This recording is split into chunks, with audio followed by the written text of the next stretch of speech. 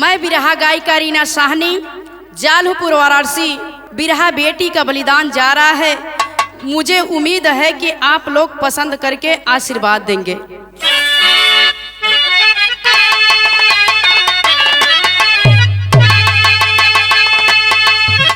जल रही जिंदगी स्वार्थ के आंच पे, हर जाने कब मौत सैया पे ढल जाएगी।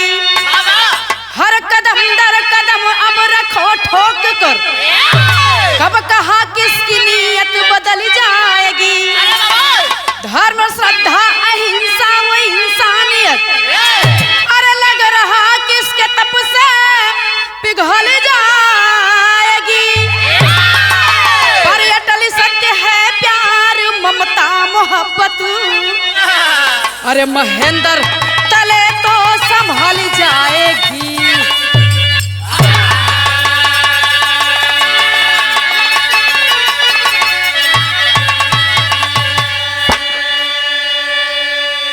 ए बाबू, आज इंसान कब क्या कर देगा यहाँ तक कि सोचा का क्षमता ना रह गई हो।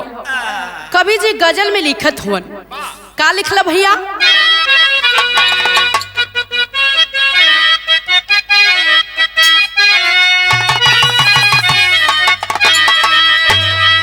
बेइरादा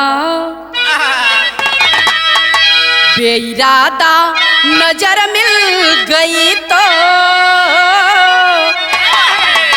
बेइरादा नजर मिल गई तो, अरे मुझसे दिल वो मेरा मांग बैठे।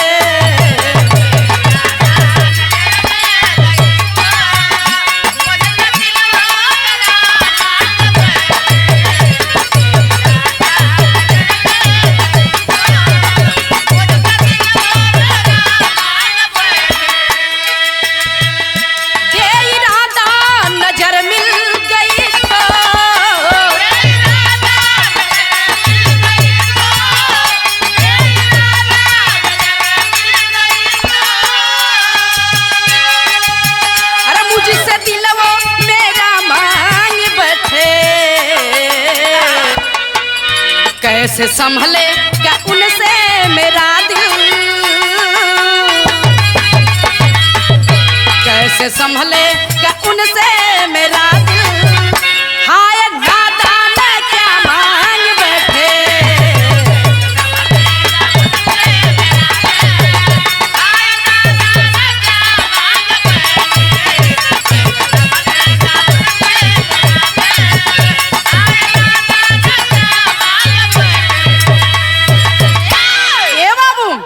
गजल का बोल रहा है कि कवि जी कितना भाव सुंदर देथो ने बिरहा में का लिख लो। अब शरण भी कहाँ पे मिलेगा, अब शरण भी कहाँ पे मिलेगा। हर तरफ काला पहरा पड़ा है,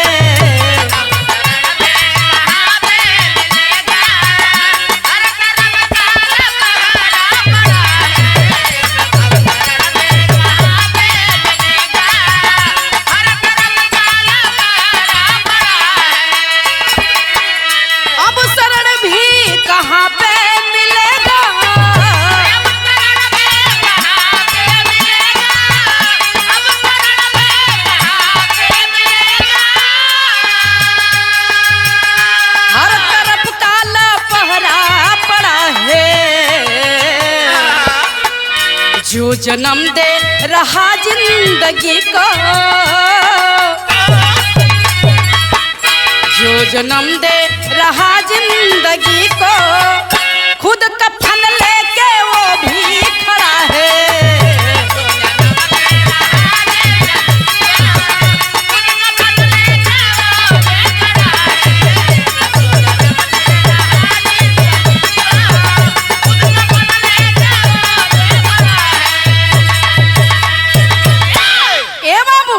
जे पैदा करत आज वह कफन लेके तैयार हो जाता हमारा खातिर। कहना बा कहानी केकर बा, कहाँ के कहानी बा, कहना बा का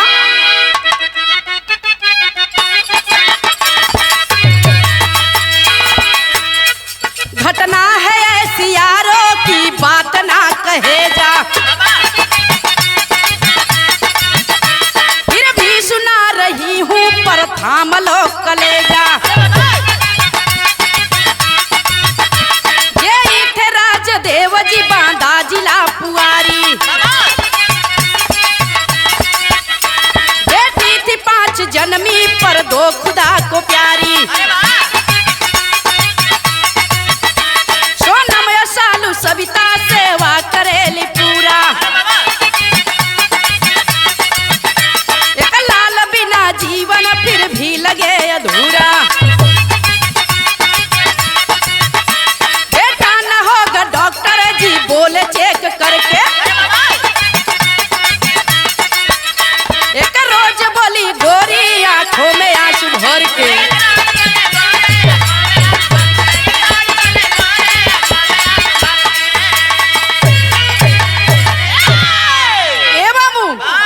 बांदा जिला का रहा वाला जेई जेकर नाम बताओल गए राजदेव। राजदेव के पास 5 बेटी रहली, जौना बेटी में से 2 खुदा के प्यारी हो गई। 3 छह बिटिया बचली, जौना का नाम बताओल गए सोनम सालू सविता। मम्मी पापा का सेवा सत्कार करत हैं, सोचत हैं कि मम्मी पापा का कोनो प्रकार का दिक्कत ना हो, परेशानी ना हो। ए मामू, लेकिन आज वो मतारी के चिंता सतावत है कि सब कुछ हमरे पास बा, लेकिन एगो लड़का ना बा, लड़का का चिंता सतावत हो। आज डॉक्टर साहब के पास पहुंचली। डॉक्टर साहब चेक किया, बताया कि तेरे भाग में बेटा का सुख नहीं लिखा है। आज इतना बतिया सुनता जेई साहब का औरत आके एगो घरवा में बैठ के कोना पकड़ के रोवत बड़ी। जेई साहब अइला पूछा लगला का बात बा, तू काहे खातिर रोवत हो। आज जेई साहब के रो रो के उनकर औरत बताओ थीन बाबू। का बतौली, एगो धून लगल बा बाबू।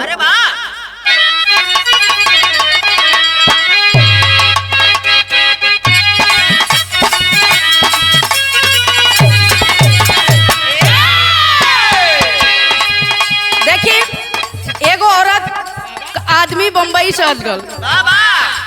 बम्बई पहुंचल उ करियाई मिल में, जौना में करियाई मिल का होला भैया। चला छऊ कुछ करत रहे ना।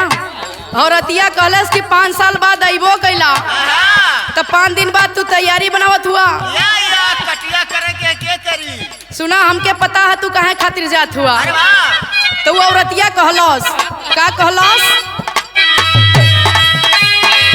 जाए नाही दे बसैया, जाए नाही दे बसैया, कर के नौकरिया हो मैं हरिया कौनो राख ले। चिंटुआ के पापा हो मैं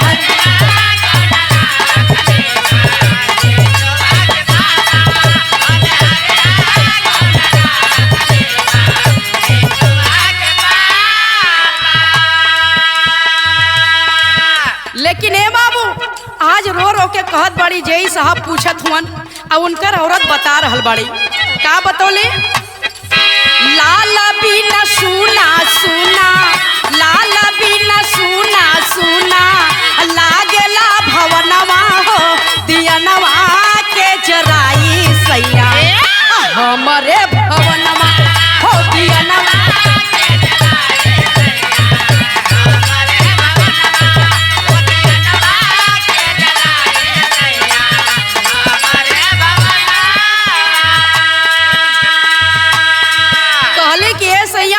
भगवान का देहल रुपया पैसा धन दौलत सब कुछ बा, लेकिन वो कौना काम का एगो लड़का बिना ई महल अटारी कुल सुना लगत है सैया। हाई रो रो के कहली का, आई बुढ़ाई के सहारा बनी सजना,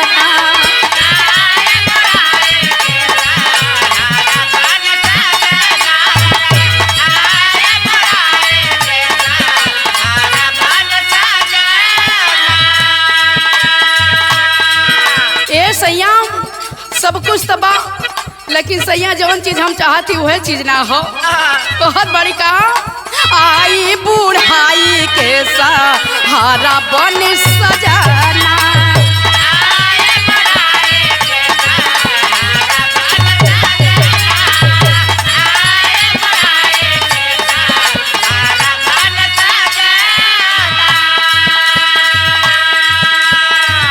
कह के त दुनिया में सब बाटे अपना,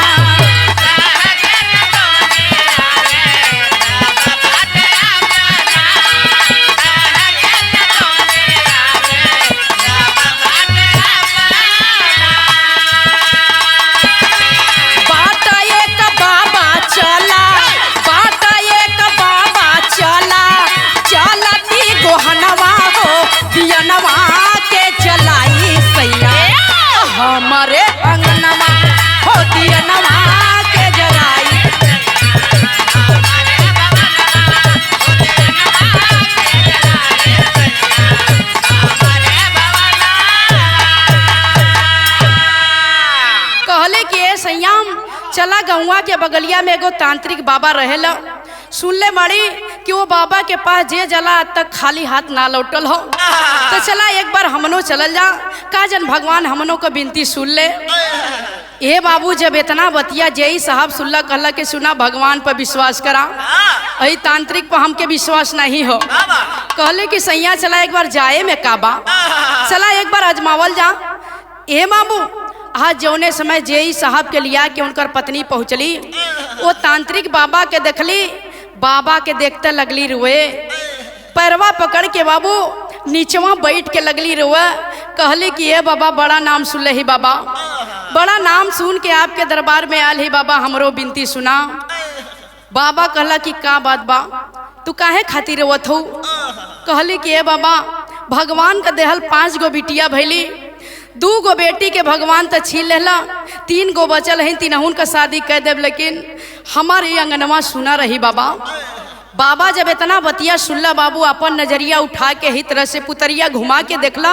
कहला बेटी तू चिंता मत करा, तोरे भाग में बेटा का सुख बा, लेकिन वो बेटा खातिर तोहके एगो काम करे के पड़ी। वो बाबा का कहला बाबू,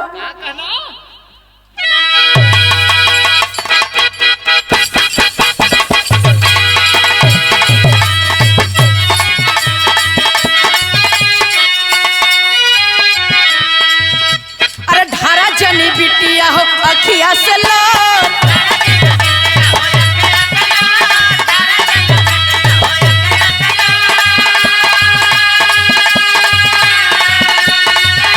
ये बेटी हो करा जानी माना, वहाँ के थोड़ा हो भवाना, वाया जोर वही है हो।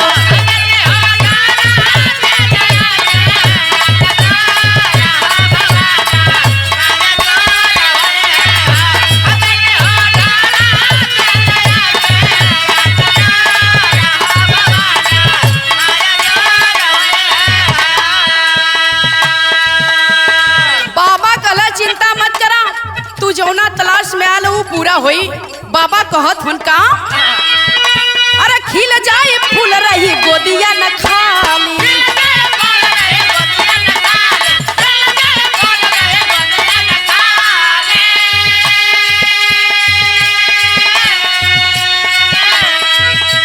अमन बलिदान मांगत बड़ी माई काली।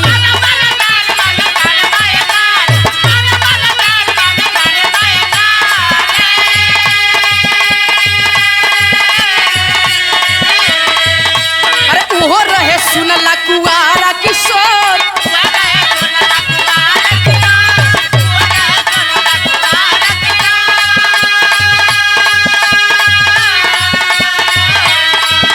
ओ बेटी हो माना बू कहाना, वाई मोर हो भवाना, माया जोर होई है हो।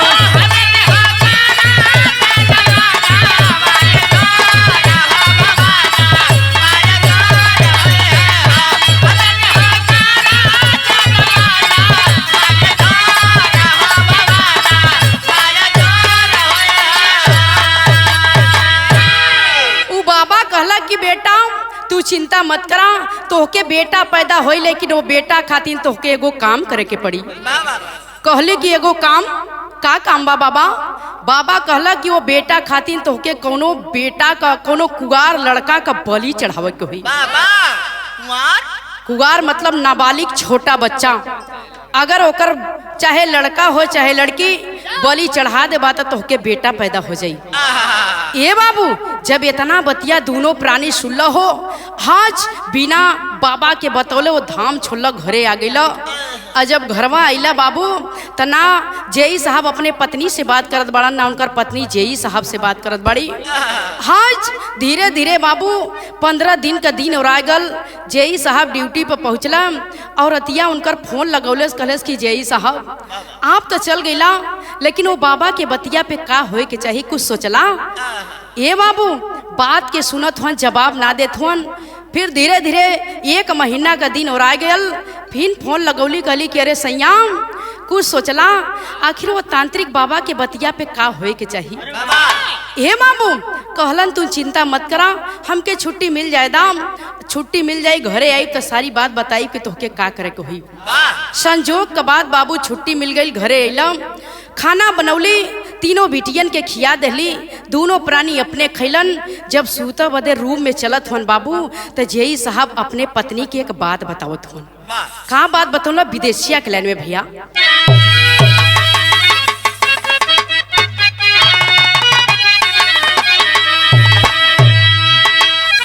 एक दिन रतिया में अरे आए जब जेई साहब अलग अलग बतावे दूल्हिन के योजनवा, दुई बेटी मरी गईली, अरे एक और मरल जाना, कई दिहल जाता काऊ नौकबली दनवा। सुनत छोटकी बिटिया के अरे माई चाफा नाई लेली, बड़की के बाबू का है आखी करतनवा। ए बाबू, हाँ जेई साहब ये बतौला कि दूसरे का बेटी बेटा कहाँ खोजल जाई, के अपन बेटी बेटा दई बलि चढ़ खातिर। चला जैसे 2 ठे बिटिया मर गईली, 3 ठे बचल है, वही तीनहुन में से कोनो एक का बलि चढ़ा देवल जी। जब इतना बतिया जेई साहब का औरत सुनली बाबू तो अपने छोटकी बिटियावा के चिपका लेली, कहली कि ना सैया, छोटकी बिटिया के हम बहुत प्यार करीला, बहुत मानीला, एक के वजह से छोटकी बेटी का बलि तो हम ना चढ़ा दे। ए बाबू, जब इतना बतिया जेई साहब सुनला तो जेईओ साहब बड़की लड़किया के चिपका लेला, बड़की लड़किया के चिपका लेलन। कहला कि बड़की लड़की जब भी हम ड्यूटी से आइला तो सारा काम हमारी है बड़की बेटी करेले, एक के वजह से बड़की बेटी का बलि तो हम ना चढ़ा दे। ए बाबू, अब निशाना लगल मझली बिटिया सालू पर। सालू सारी बतिया सुनत हो, तीनों बहनिया बगलिया में सुतल है, ये लोग तो सोचना कि तीनों सूत गलबाड़िन, लेकिन सारी बतिया मम्मी पापा का तीनों बिटियावा सुनत हैं बाबू। आज बर्दाश्त ना भल सालू से। सालू जब सवेर भयल अपने मनवा में सोचत हो कि लगत है कि अब हमार सवेरे बलि चढ़ी। छोटकी दीदी के तो मम्मी चिपका लेली, बड़की दीदी के पापा चिपका लेलन, एकर मतलब हमार कदर ना है, सवेरे हमार बलि चढ़ी। ए बाबू, जब सवेर भइल त आज लड़की अपने मतारी से सवाल करत बा। का सवाल के ले भैया? एगो गीत लगल बा।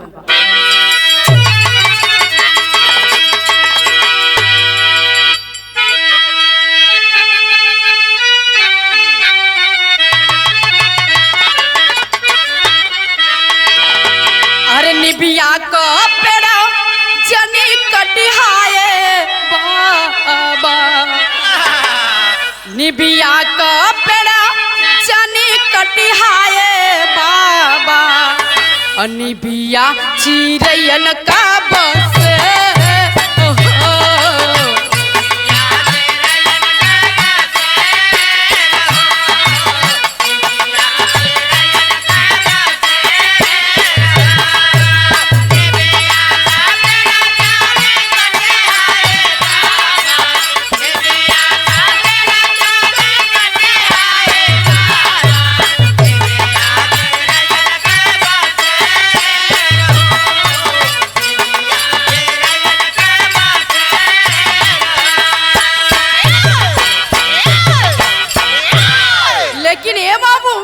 आज लड़किया अपने मतारी से एगो सवाल करत बा रो रो के बाबू। का कहलस?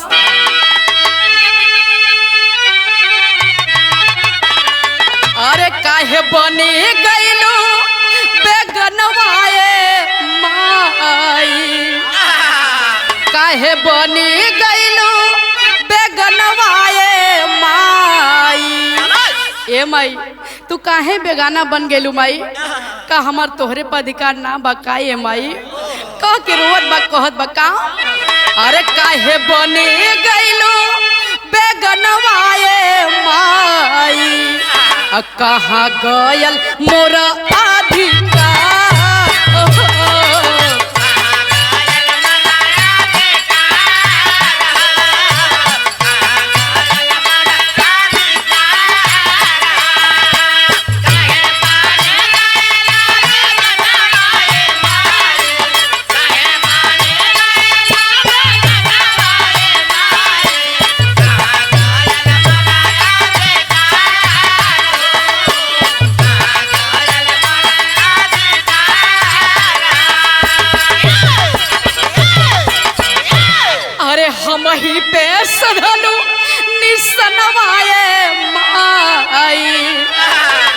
वही पे सधलू निसनवाए माई, हम नाही बेटी का तोहार।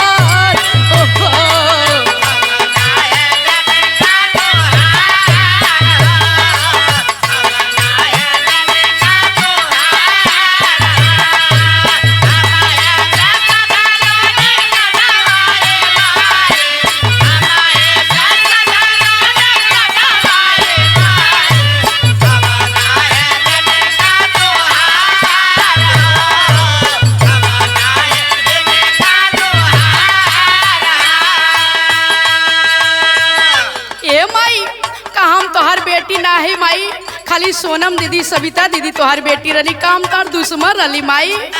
तो के रोवत बा तबले बगलिया में दोनों बहनियां खड़ी बाड़ीन बाबू, पकड़ के अपने बहनिया के झरझर झरझर रोवत बाड़ीन।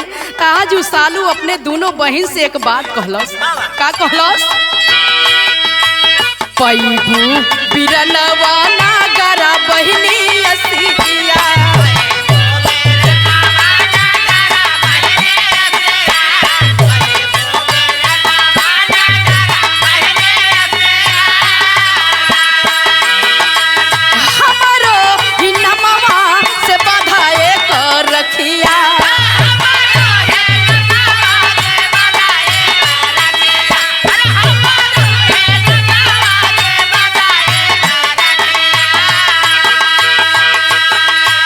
पूछी है जे हमके बिरनवाए बहिनी, पूछी है जे हमके बिरनवाए बहिनी, कह दिया गईली बिसार।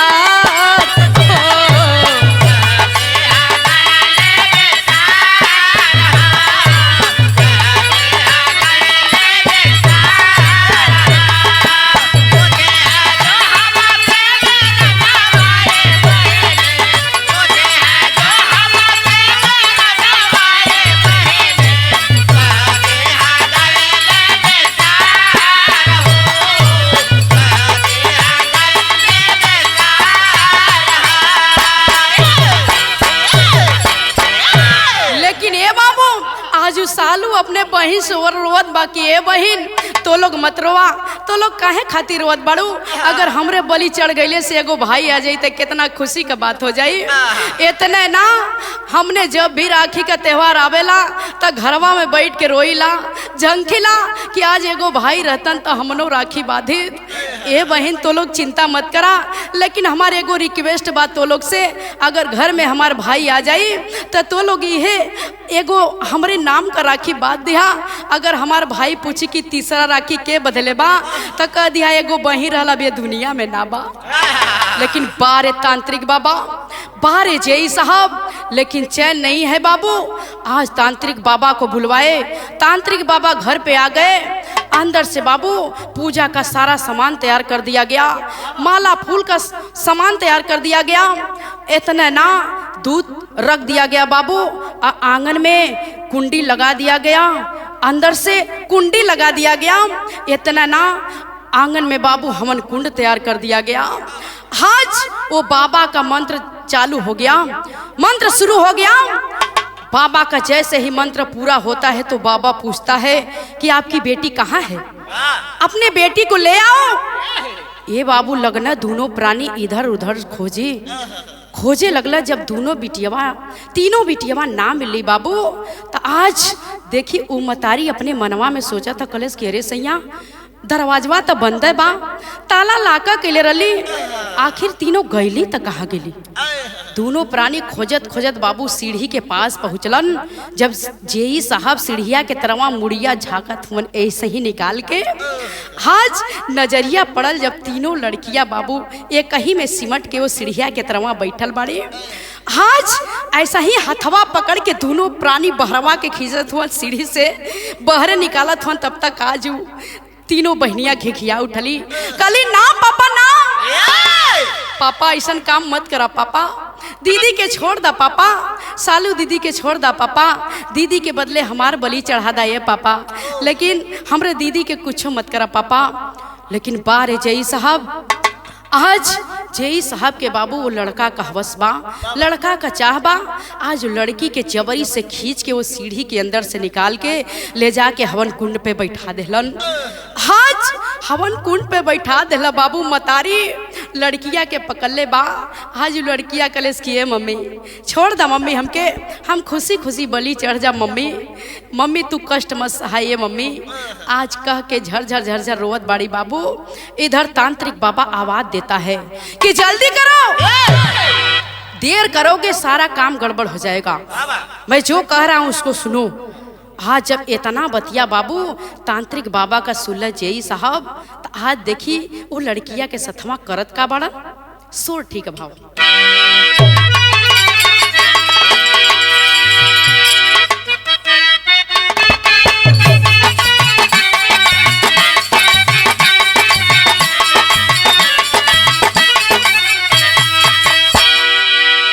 तर से अच्छा फर्ज बा भाव कवि जी लिखला का, अरे गैया के दुधावा से कराई असनन हवा कराई।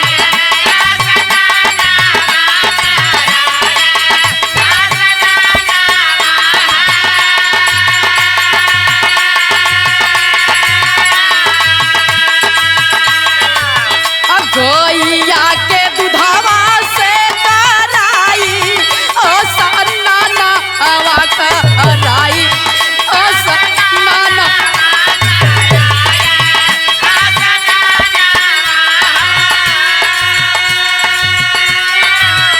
नया वस्त्र गैला पहनाई होला किया हो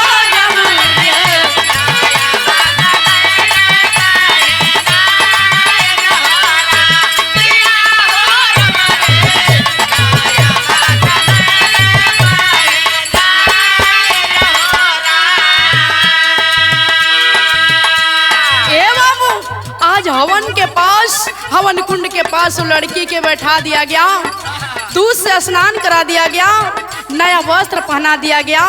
और वो बाबा करता है क्या, गौरवा में माला पड़ल बैठा लियो हवानी आया रे।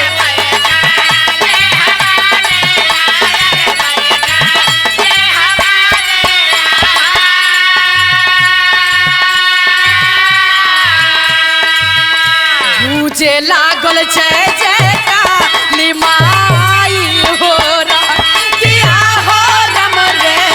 पूजे लागल जय जय काली माई किया हो रम रे। पूजे लागल जय जय काली माई। ए बाबू हाँ, जो बाबा का मंत्र पूरा होता है गूंजने लगा काली माई की जय, काली माई की जय। हाँ, जैसे ही मंत्र पूरा होता है तो बाबा करता है क्या, अरे पूरा भैला मंत्र बाबा बोला नया ना हमाया रे खोला।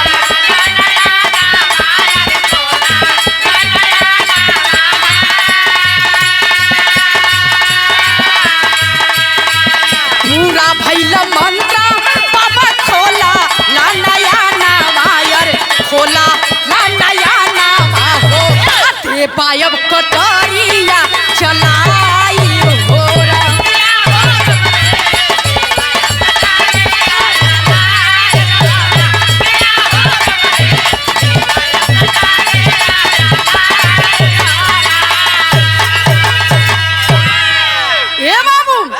आज बाबा आदेश दे देता है कि देर मत करो, जल्दी कटार उठाओ, इस लड़की का गर्दन अलग कर दो। जब इतना बतिया बाबू आज जेई साहब सुल्ला हो, आज कटार लेके तैयार हो गइलन। वो बाबा का बात मान के बाबू देखिए आज बगलिया में दोनों बहनियां खड़ी बाड़ी। आज सालू रो रो के कहलस कि पापा कष्ट मत सहा पापा। बगलिया में जौन दोनों बहनियां खड़ी बाड़ी रो रो के कहली कि लगत अब हमरे दीदी का जनवा ना बची, पापा बलि चढ़ाइया दैहन।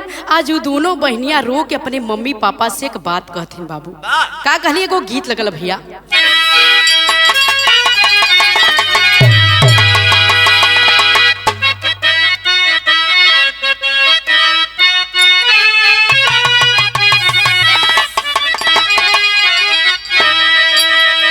भाव में कवि जी कितना सुंदर लिखला बाबू। अरे कैसन बा माई, कैसन बा माई करे जवा तो हार करनी पे ममता रोई हो।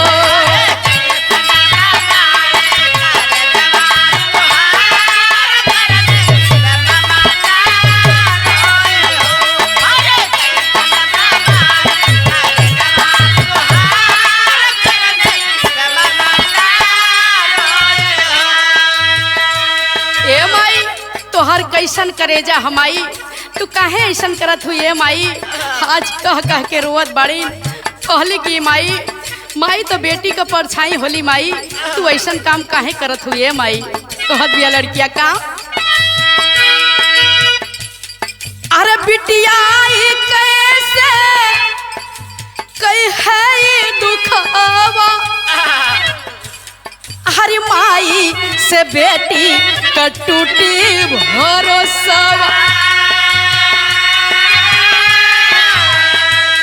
अरे माई से बेटी का टूटी भरोसा।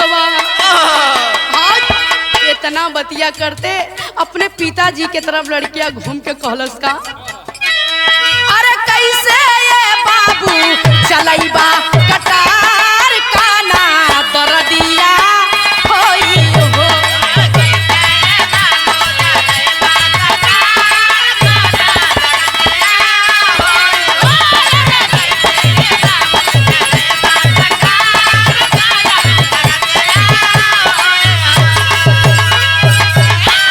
आज वो लड़कियां गलत का है पापा का तोहके दर्द ना हुई का मम्मी बेटी।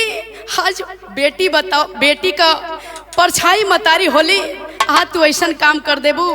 कोनो भी दिक्कत परेशानी होला तो बेटी अपने मतारी से कहली, ए माई तू ऐसा काम कर देबू तो कोनो बिटिया अपने माई पे विश्वास ना करिहन। लेकिन बारे जई साहब आज जो लड़किन का बात ना मान के करत का हुन टेरी के भाव में कवि जी लिखल।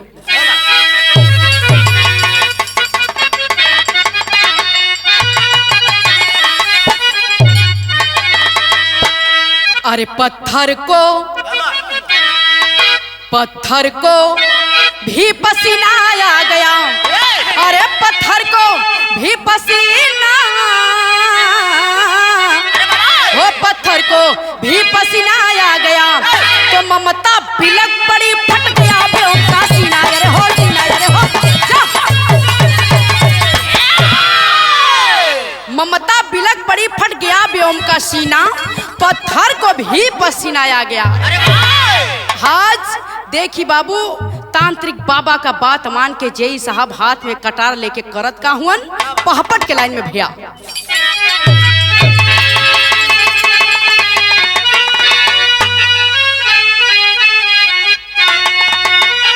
अरे ताने बाबू जय काली ललकार धार तब गर्दन पे, अरे ताने बाबू जय काली ललकार धार तब गर्दन पे, अरे धैली माई पिछवे से कटार धार तब गर्दन पे।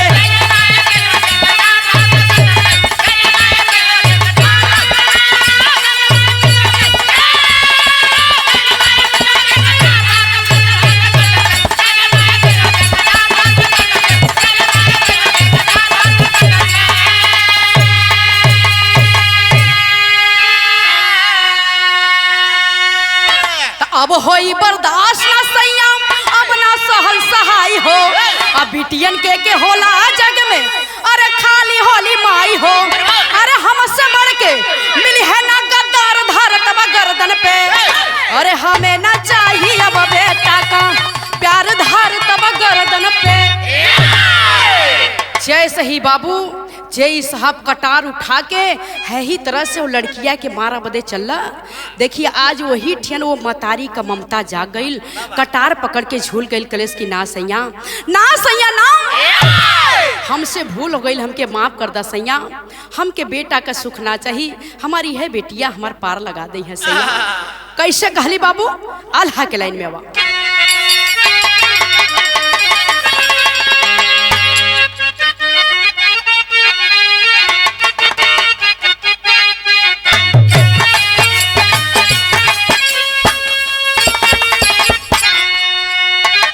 अरे ममता माई का नहीं हर बिक रुपया से बाबू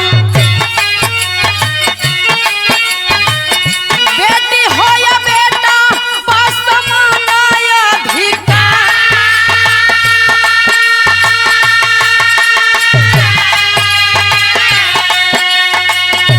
जवना दरदिया माई अब बेटवा में सहली भैया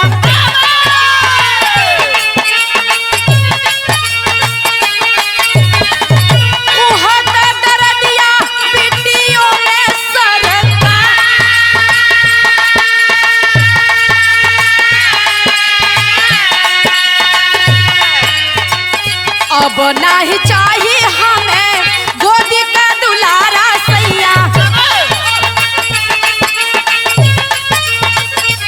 यह तीनों बेटी पर लगाई दी है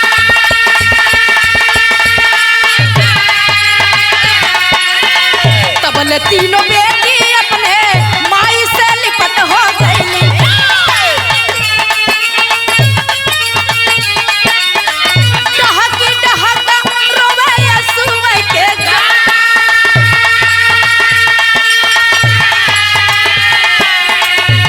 खानवा पे केहू देहलस खबरिया बाबू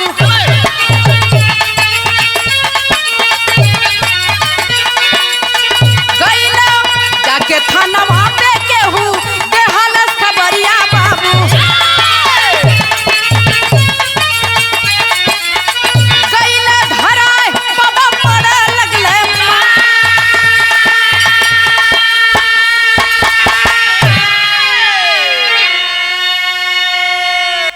ए बाबू आज रोवा का आवाज जौने समय गांव के लोग सुनत हुन हो जौने समय गांव के लोग आवाज सुनत हो रोवा का वो लड़किन का शंका समाये लगल गांव के लोग सोचा लगला कि सजवा से दरवाजा बंद हो आखिर का बात बा ना जेई साहब लौकत हो ना उनकर पत्नी ना तीनों लड़कियां आखिर बात का बा गांव के लोग बाबू 10 लोग जौने समय दरवाजा पे पहुंचला कुंडी खटखटावा लगला जब अंदर से आवाज ना आयल त गांव के लोग के बाबू समझे में देरी ना लगल हो समझे में देरी ना लगल तुरंत बाबू 100 नंबर डायल कैलन पुलिस प्रशासन आयल जबरी बाबू दरवाजा तोड़लस आ तोड़ के बाबू जब अंदरवा हल्लस पूछा लगल तांत्रिक बाबा से सारी बात तांत्रिक बाबा लगले बहकावे टोल मटोल करे जब लगला पिटाई करे वो बाबा को इतना मार मल्लो तू बाबा कुल बतिया उगुल दिल सारी बतिया उगुल दिल बाबू तो वही ठेन देखी बाबू 6 साल का जेल आज वो तांत्रिक बाबा के भल और 6 साल का जेल जेई साहब के भल सजा काट के जब घरे अइला बाबू त कुछ समय बाद वो जेई साहब के घरवा में एगो खुशी आवत बा कवन खुशी आवत है भैया आखिरी लाइन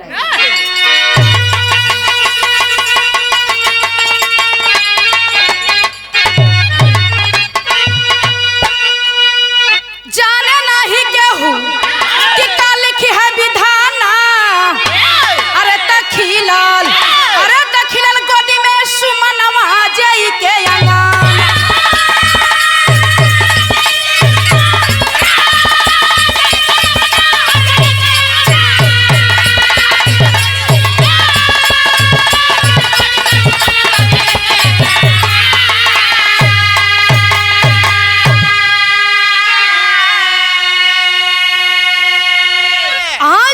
बतावल जला बाबू के घर में भगवान के देर बा लेकिन अंधेर ना बा आज कुछ समय के बाद वो घरवा में जेई साहब के बाबू एगो सुंदर सा बेटा पैदा भल हो समय सालू स्कूल गई रहल बाबू प्रिंसिपल द्वारा खबर मिलल आज वो खुशी में बैगवा फेंकल सालू घरवा आइल घरवा जब देखले भाई सुतावल बा गले से लगा के बाबू झरझर झर रोवत बा भैल का पवली खबर सालू पैदा भयल भाई अरे पवली खबर सालू पैदा भयल भाई अरे रोवा अपने बीराना के गरवा लगाई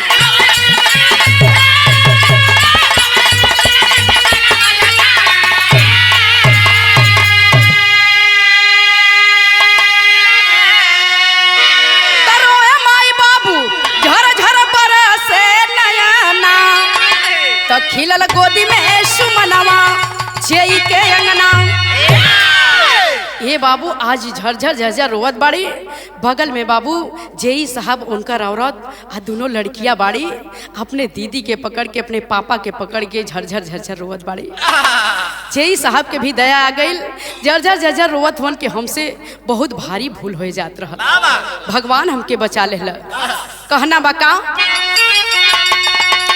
बेटी घर का लक्ष्मी जन के हुआ न साया।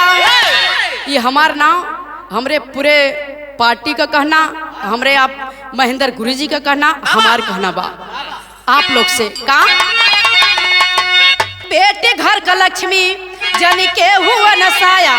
अरे यह भैया बात दूसरों के समझाया।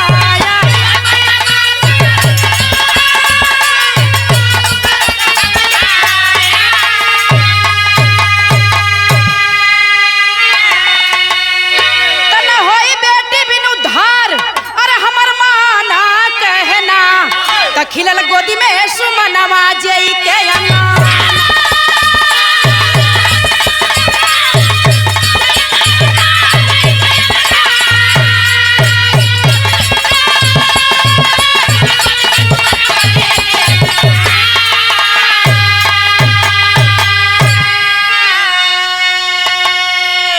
ए बाबू कहला कि आपन सोचा का स्टाइल, सोचा का नजरिया अलग हो जाला।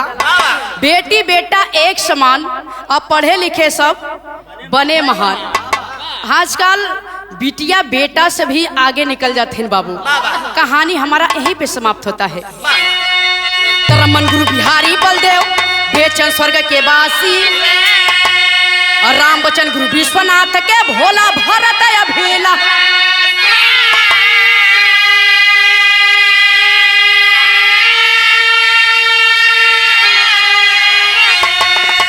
पत्थर को भी पसीना आ गया, पत्थर को भी पसीना